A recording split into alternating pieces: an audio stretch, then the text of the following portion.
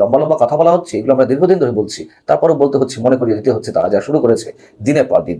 বরং এই ছাত্র সমন্বয়কদের উপরে, এই যে ছাত্র নেতাদের উপরে মানুষ অতিষ্ঠ, মানুষ বিরক্ত। গত 8 মাসে যা কিছু হয়েছে, মব ক্রিয়েট করা থেকে শুরু করে চাঁদাবাজি যে অভিযোগ, মানুষের চাকরি খাওয়া, মানুষের চাকরি থেকে বের করে দেওয়া, সাংবাদিকদের হুমকি দেওয়া, এমন কিছু নেই যা ঘটেনি। তাহলে মানুষ কেন আওয়ামী লীগ থেকে আলাদা করবে এদের রাজনীতিকে? বরঞ্চ কেউ কেউ তো বলেন যে শেখ হাসিনা স্বৈরাচার হয়ে উঠতে সময় লেগেছিল 15.5 বছর, আর গত 8 মাসে যা হয়েছে 8.5 মাসে তার চেয়ে অনেক ক্ষেত্রে অনেক বেশি হয়েছে। কেন মানুষ এই কথাগুলি বলবে? কি বলবেন? এগুলো আওয়ামী লীগ যারা ভক্ত সমর্থন তারা বলছে না। হাসনাত আব্দুল্লাহ আপনার ফেসবুক পেজে দেখুন কমেন্টগুলো কি পড়েছে। হাসনাত আব্দুল্লাহ, সার্জিস আলমরা রাজনীতি করবেন, পুরো দেশকে উল্টে পাল্টে দিবেন, কিন্তু বাস্তবতা বুঝবেন না। রোগের সঠিক ডায়াগনোসিস করবেন না, রোগ সম্পর্কে উদাসীন থাকবেন, আবার রোগ থেকে মুক্তি পেতে চাইবেন, তা তো আর হতে পারে না। তারা রাজনীতি করবে কিন্তু ফ্যান্টাসিতে ভুগবেন। মঙ্গলবার আওয়ামী লীগের যে একটি মিছিল বের হলো রাজধানীতে, সেটি দেখে তারা সত্যি সত্যি কি ভয় পেয়ে গেলেন, টেনশনে পড়ে গেলেন, নাকি তারা যে হুঁশিয়ার হুঙ্কার ছাড়ছেন সত্যি সত্যি তাদের কোনো রাজনৈতিক আদর্শবাদিতার জায়গা থেকে এই কথাগুলো বলছেন?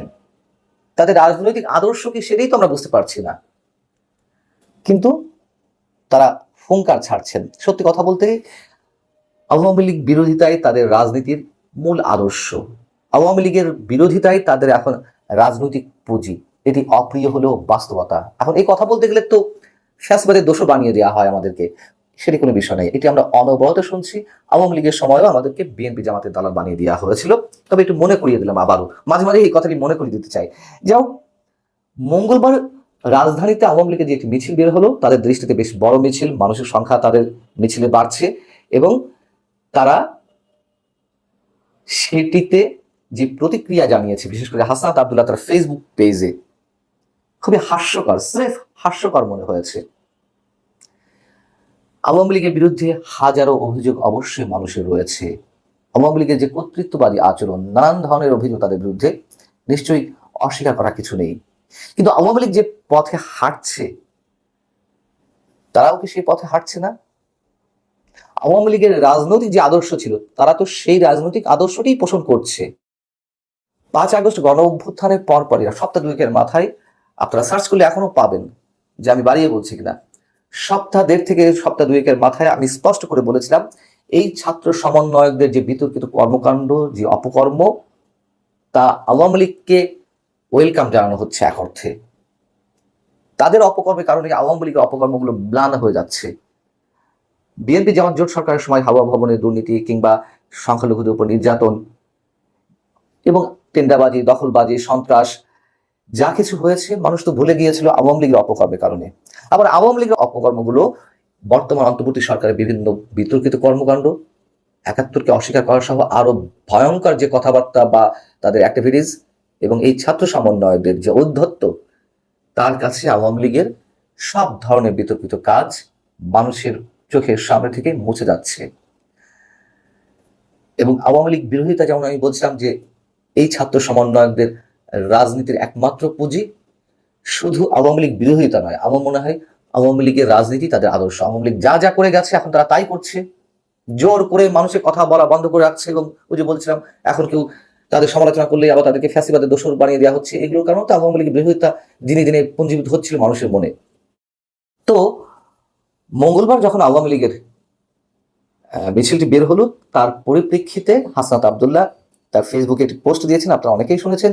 তারপরে একটু আপনাদের সামনে তুলে ধরি। তিনি বলছেন যে যেদিন থেকে আমাদের আওয়ামী বিরোধী অবস্থান এবং কম্প্রোমাইজের রাজনীতির বিরোধী থেকে শিষ্টাচার বহির্ভূত বলা শুরু হয়েছে, সেদিন থেকে আওয়ামী লীগের মিছিল বড় হতে শুরু করেছে।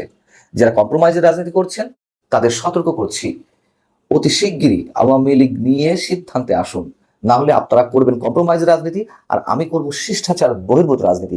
আমি শিষ্টাচার বহির্ভূত রাজনীতি বা আচরণ শুরু করলে নিতে পারবেন না, সাবধান হয়ে যান। কাদের তিনি সাবধান করছেন? তিনি কি শিষ্টাচার বহির্ভূত আচরণ করবেন? মানে কিসের ভয় দেখাচ্ছেন তিনি? এটা রাজনীতি? এটা গণতন্ত্র? এটা 24শে চেতনা? 24শে চেতনা কি ছিল? বরং 24শে চেতনায় যে মানুষ রক্ত দিয়েছে, তাদের রক্তের সাথে বেইমানি করা হচ্ছে, এই ছাত্র সমন্বয়ক বা সরকার বেইমানি করছেন। 24-এর চেতনা কি ছিল? শুধুমাত্র তো গণতান্ত্রিক আকাঙ্ক্ষা, একটা স্বৈরাচারী সরকারের পতন ঘটিয়ে মানুষ যাতে ভোট দিতে পারে, ভোটের মাধ্যমে নতুন নির্বাচিত সরকারের অধীন দেশ পরিচালিত হতে পারে, মানুষের ভোটাধিকারটা ফিরে আসে, এই তো। এর বাইরে আর কি ছিল? এখন যে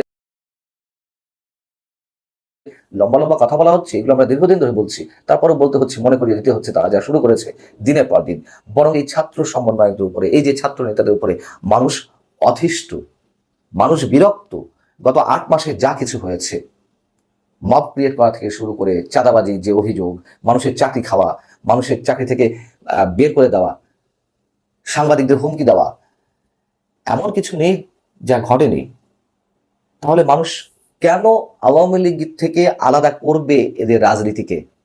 বরঞ্চ কেউ কেউ তো বলেন যে শেখ হাসিনা স্বৈরাচার হয়ে উঠতে সময় লেগেছিল 15.5 বছর, আর গত 8 মাসে যা হয়েছে 8.5 মাসে তার চেয়ে অনেক ক্ষেত্রে অনেক বেশি হয়েছে। কেন মানুষ এই কথাগুলো বলবে? কি বলবে না? এগুলো আওয়ামী লীগ যারা ভক্ত সমর্থক তারা বলছে না। হাসনাত আব্দুল্লাহ আপনার ফেসবুক পেজে দেখুন কমেন্টগুলো কি করেছে, এবং প্রকাশ্যে তো দেশের লার্নেড পার্সন থেকে শুরু করে রাজনীতিবিদরা তারা তো বলছে যে তাদের যে বডি ল্যাঙ্গুয়েজ প্রকাশ্যে বলছে যে তারা কি হয়ে গেছে, কি মনে করেন নিজেদেরকে। গণমাধ্যমের পক্ষ থেকে হাসনাত আব্দুল্লাহকে জিজ্ঞাসা করা হয়েছিল যে কারা আপোষে রাজনীতি করছে, তিনি সরাসরি কিছু বলেননি। তিনি কি বলেছেন? অনেকেই আপোষে রাজনীতি করছেন, পরিস্থিতি অনুযায়ী প্রয়োজনে আমি তাদের নাম প্রকাশ করবো। জুলাই গণ অভ্যুত্থানে মানুষের রক্তের সঙ্গে কোনো বেইমানি মেনে নেওয়া হবে না। এই যে জুলাই গণ অভ্যুত্থানে যারা রক্ত দিয়েছে, বরং বেইমানি অন্য কেউ না, বেইমানি তারাই করছেন। তাদের রক্তের উপর দাঁড়িয়ে ক্ষমতায় যাওয়ার যে একটা সুপ্ত বাসনা নয়, এটি এখন তো ওপেন। তারা ক্ষমতা কেন্দ্রে রাজনীতি করছে, ক্ষমতা কেন্দ্রে রাজনীতি করছে বিদায় ক্ষমতার উচ্ছিষ্ট তারা ভোগ করছে। এই জন্য তারা নির্বাচন হতে দিতে চায় না। তারা ভালো করেই জানে যে নির্বাচনে দাঁড়ালে কয়টা আসন তারা জিততে পারে, একটাও পাবে না, একটাও না। এটি তো আমার কথা নয়, বিভিন্ন জনের মুখ থেকে বেরিয়ে আসছে। এবং আওয়ামী লীগকে রাজনীতি নিষিদ্ধ করলেই কি সব সমাধান হয়ে যাবে? ছাত্রলীগ নিষিদ্ধ করা হয়েছে, ছাত্রলীগ তার কার্যক্রম থামিয়ে রেখেছে। জামাতে ইসলামীকে 2009 সাল বা 10 সাল থেকে একেবারে অলিখিতভাবে নিষিদ্ধ করে রাখা হয়েছিল। তাদেরকে একটা ব্যানার নিয়ে রাস্তা নামতে দেওয়া হয়নি, তাদেরকে যেখানে পাওয়া গেছে সেখান থেকে আটক করা হয়েছে, ধাওয়া দেওয়া হয়েছে, হামলা করা হয়েছে। তার কি হয়েছে? জামাতের রাজনীতি শেষ হয়ে গেছে? বরং জামাত আরো সংগঠিত হয়েছে, আরো 4 গুণ 5 গুণ শক্তিশালী হয়েছে। আন্তর্জাতিক গণমাধ্যম ডিপ্লোম্যাটের একটা উদাহরণ এর আগে আমি অনেকবার দিয়েছি, যেখানে 2009 সালে জামাতের রোকন সদস্য ছিল মাঠ পর্যায়ে 15,000, সেটি 2024-এর নির্বাচনের আগে 2023 সেপ্টেম্বরে এসে সেটি দাঁড়িয়েছিল 73,000-এ। আওয়ামী লীগ নিষিদ্ধ করলে তারা এরকম রাজনীতি করবে না, এরকম অ্যাক্টিভিটিস চালাবে না? এত সহজ? রাজনীতি এতই শেষ করে যায় মানুষকে? বিএনপি আওয়ামী লীগের রাজনীতি এই বাংলাদেশ থেকে মানে সমূলে উৎপাদন করা সম্ভব কখনো? এবং তারা আরো শক্তিশালী হবে। এর প্রমাণ তো আমাদের সামনে আছে। গত 16 বছর বিএনপি যেভাবে আক্রমণ, হামলা, মামলার শিকার হয়েছে, বিএনপি শক্তিশালী হয়নি? 75 পরে আওয়ামী লীগ তো এক প্রকার নিষিদ্ধ ছিল, সেই আওয়ামী লীগ শক্তিশালী হয়নি? জামাতকে যে 2024-এর 5 আগস্ট আগে, অর্থাৎ 2 তারিখের দিকে নিষিদ্ধ করা হলো নির্বাহী আদেশে, জামাত শেষ হয়ে গেছে, তখন তো আমরা প্রতিবাদ করেছিলাম। এসব বলে কোনো লাভ নেই।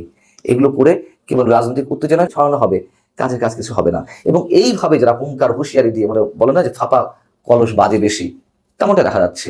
এগুলো বেশি দিন টেকে না, এবং আপনাদের রাজনীতি কতদিন থাকবে সেটা নিয়েও মানুষ এর মধ্যে ফোরকাস্ট করা শুরু করে দিয়েছে। অতএব আপনাদের এই যে ছাত্ররা, যে ছাত্র রাজনীতির মধ্য দিয়ে মানে ছাত্রত্বের মধ্য দিয়ে তারা যে আন্দোলনটি করলো, একটা কথা বলেছে আজ পর্যন্ত শিক্ষার পরিবেশ সুষ্ঠু করতে, শিক্ষাক্রম নিয়ে, পাঠ্যক্রম নিয়ে, সিলেবাস নিয়ে, শিক্ষার মান উন্নয়ন নিয়ে, শিক্ষার বাজেট নিয়ে। সবকিছুই মানুষের কাছে এখন বাহতবাজি মনে হয়, সবার সবকিছু।